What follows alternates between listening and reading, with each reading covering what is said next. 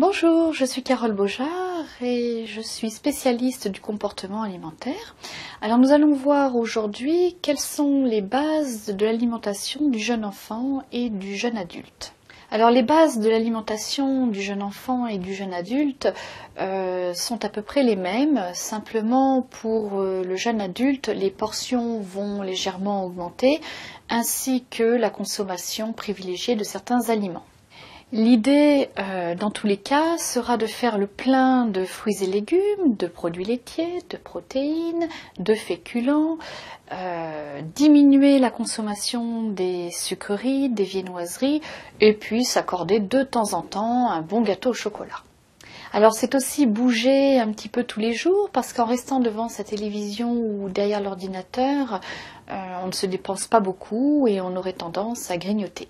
Revenons aux fruits et légumes, ils sont riches en vitamines et en fibres et ils permettent de se préparer une bonne santé et surtout d'éviter à l'âge adulte les maladies que l'on connaît des temps modernes comme certains cancers, les maladies cardiovasculaires, l'obésité, le diabète, etc. Les produits laitiers sont une bonne source de calcium et vont participer à la minéralisation des os de l'enfant et lui permettre de constituer un squelette solide pour l'avenir. Les protéines, quant à elles, constituent des substances indispensables pour entretenir la peau, les muscles et les organes comme le cœur et le cerveau.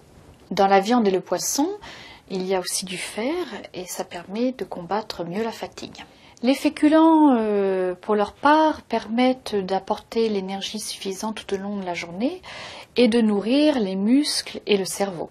En fait, les féculents, qui sont des glucides complexes, sont intéressants parce que, contrairement aux produits sucrés, les glucides simples que l'on trouve dans les gâteaux, les sodas, les viennoiseries, les barres chocolatées, ils vont fournir une énergie de façon progressive tout au long de la journée et donc vont éliminer cette sensation de faim et permettre d'éviter les grignotages de fin d'après-midi. Et puis une petite note sur les produits sucrés, alors ils n'apportent rien en soi d'un point de vue nutritif et si on en abuse, eh bien l'organisme ne sait pas quoi en faire et il va les transformer en graisse tout simplement. Alors concernant les produits sucrés, on en trouve évidemment dans le goûter, l'important c'est de privilégier un goûter et un seul et d'intégrer dans ce goûter des aliments très variés. Et puis pour motiver votre enfant à aborder l'alimentation sous une lumière ludique, eh bien cuisinez ensemble, variez les présentations, faites jouer son imagination.